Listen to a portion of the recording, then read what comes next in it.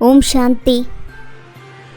ಈ ದುಃಖಧಾಮಕ್ಕೆ ಬದುಕಿರುವಾಗಲೇ ವಿಚ್ಛೇದನವನ್ನು ಕೊಡಿ, ಏಕೆಂದರೆ ಸುಖಧಾಮಕ್ಕೆ ಹೋಗಬೇಕು. ಈಗ ಮಕ್ಕಳು ಹೂಗಳಾದರೆ ತಂದೆಯು ನಿಮ್ಮನ್ನು ನಯನಗಳ ಮೇಲೆ ಕುಳ್ಳರಿಸಿಕೊಂಡು ಜೊತೆಯಲ್ಲಿ ಕರೆದುಕೊಂಡು ಹೋಗುತ್ತಾರೆ. ಮಕ್ಕಳೇ, ಕಾಮ ಮಹಾ ಶತ್ರುವಾಗಿದೆ. ಇದೇ ಸ್ವಲ್ಪ ಪರಿಶ್ರಮ ಕೊಡುತ್ತದೆ. ನೀವು ಸಂಪೂರ್ಣ ಪಾವನರಾಗಬೇಕು. ಪಾರಸವಾಗುವವರು ಕಲ್ಲಾಗುವುದಿಲ್ಲ. ನಾವು ಬ್ರಾಹ್ಮಣರು ದೇವತೆಗಳಾಗುತ್ತೇವೆಂದು ಪಕ್ಕಾ ನಿಶ್ಚಯವಿದೆಯಲ್ಲವೇ? ಶಿಕ್ಷಕರು ಯಾರಿಗೆ ಓದಿಸುತ್ತಾರೆ ಅವರನ್ನು ತನ್ನ ಸಮಾನ ಅವಶ್ಯವಾಗಿ ಮಾಡಿಬಿಡುತ್ತಾರೆ. ತಂದೆಯ ಜ್ಞಾನದಿಂದ ನಿಮಗೆ ಬಹಳ ಸುಖ ಸಿಕ್ಕಿಬಿಡುತ್ತದೆ. ಬಹಳ ದುಃಖಿಗಳಾಗಿರುವ ಕಾರಣ ಭಗವಂತನನ್ನು ಕರೆಯುತ್ತಾರೆ ಮತ್ತೆ ಮರೆತು ಹೋಗುತ್ತಾರೆ. ಪಾರಸ ಬುದ್ಧಿಯವರಾಗಲು ಅಸಂಭವವೆಂದು ತಿಳಿಯುತ್ತಾರೆ. ನರಕವಾಸಿಗಳಿಂದ ಸ್ವರ್ಗವಾಸಿಗಳಾಗಲು ಬಹಳ ಕಷ್ಟಪಡುತ್ತಾರೆ, ಏಕೆಂದರೆ ಮಾಯೆಯ ಪ್ರಭಾವವಿದೆ. ಸತ್ಯಯುಗದಲ್ಲಿ ಇಲ್ಲಿ ಮಾಡುವಂತಹ ಮನೆಗಳನ್ನು ಕಟ್ಟುವುದಿಲ್ಲ. ಯಾರಿಗೆ ಎಷ್ಟು ಜಮೀನು ಬೇಕೋ ಅಷ್ಟು ತೆಗೆದುಕೊಳ್ಳಬಹುದು. ಖರ್ಚಿನ ಮಾತೇ ಇಲ್ಲ. ಸತ್ಯಯುಗದಲ್ಲಿ ಅಪಾರ ಧನವಿರುತ್ತದೆ. ಧನಕ್ಕೆ ಬೆಲೆ ಇರುವುದಿಲ್ಲ. ಹೆಚ್ಚು ಹಣವಿದ್ದರೆ ಏನು ಮಾಡುತ್ತಾರೆ? ಚಿನ್ನ, ವಜ್ರ, ವೈಡೂರ್ಯ ಮುತ್ತುಗಳಿಂದ ಮೆಹಲುಗಳನ್ನು ಕಟ್ಟುತ್ತಾರೆ.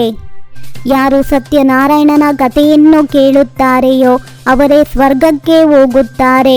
ಉಳಿದವರೆಲ್ಲರೂ ಶಾಂತಿಧಾಮಕ್ಕೆ ಹೊರಟು ಹೋಗುತ್ತಾರೆ. ಆದರೆ ಆಗ ದುಃಖಧಾಮವಿರುವುದಿಲ್ಲ. ಮನುಷ್ಯರು ಸತ್ಯಯುಗದಲ್ಲಿ ಹೇಗಿರುತ್ತದೆ ಎನ್ನುವುದನ್ನೇ ತಿಳಿದುಕೊಂಡಿಲ್ಲ. ಯಾರು ಬಹಳ ಭಕ್ತಿಯನ್ನು ಮಾಡಿದ್ದಾರೆ ಅವರೇ ಈ ಜ್ಞಾನಕ್ಕೆ ಯೋಗ್ಯರಾಗುತ್ತಾರೆ. ಅವರಿಗೆ ಮಾತ್ರ ತಿಳಿಸಿಕೊಡಬೇಕು.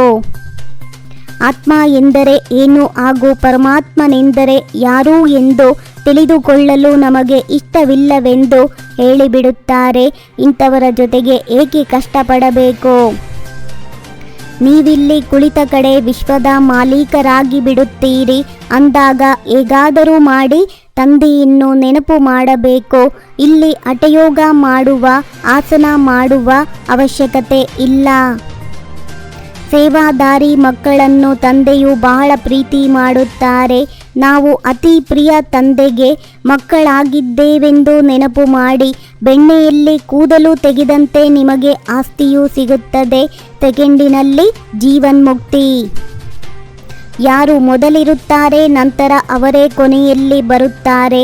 ಮೊದಲನೇ ವಜ್ರವೇ ಕೊನೆಗೆ ಮೊದಲು ಕವಡೆಯ ಸಮಾನರಾಗುತ್ತಾರೆ. ನಂತರ ಅವರೇ ವಜ್ರ ಸಮಾನ ಪಾವನರಾಗುತ್ತಾರೆ. ಇದರಲ್ಲಿ ಕಷ್ಟವೇನು? ಸತ್ಯಯುಗದಲ್ಲಿ ಮೆಹಲು ಮುಂತಾದವುಗಳನ್ನು ಕಟ್ಟಲು ಸಮಯ ಹಿಡಿಸುವುದಿಲ್ಲ. ತಕ್ಷಣ ಮೆಹಲು ಕಟ್ಟುತ್ತಿರುತ್ತಾರೆ. ಇಲ್ಲಂತೂ ಮನೆ ಅಥವಾ ಮಂದಿರಗಳನ್ನು ಕಟ್ಟಲು 12 ತಿಂಗಳು ಬೇಕಾಗುತ್ತದೆ. ತಂದೆಯು ನಿಮಗೆ ಸನ್ಮುಖದಲ್ಲಿ ಓದಿಸುತ್ತಿದ್ದಾರೆ.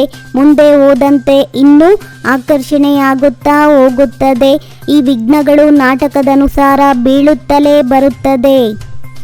ನಾವು ಈ ಹಳೆಯ ಶರೀರವನ್ನು ಬಿಡುತ್ತೇವೆ, ಮತ್ತೆ ಮನೆಗೆ ಹೋಗಿ ನಂತರ ಹಿಂತಿರುಗಿ ಯೋಗ ಬಲದಿಂದ ಸತ್ಯಯುಗದಲ್ಲಿ ಜನ್ಮ ಪಡೆಯುತ್ತೇವೆ. ಮಕ್ಕಳಿಗೆ ಏಕೆ ಖುಷಿಯಾಗುವುದಿಲ್ಲ?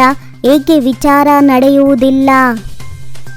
ಮಕ್ಕಳೇ, ದೇಹಿ ಅಭಿಮಾನಿಗಳಾಗಿ ಈ ಅಭ್ಯಾಸವನ್ನು ಪಕ್ಕಾ ಮಾಡಿಕೊಳ್ಳಿ.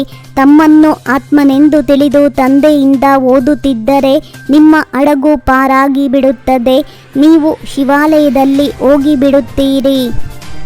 ತಂದೆಯ ಆದೇಶವನ್ನು ಪಾಲಿಸುವ ಸಲುವಾಗಿ ನಾನಾತ್ಮ ಸಹೋದರನಾಗಿದ್ದೇನೆ.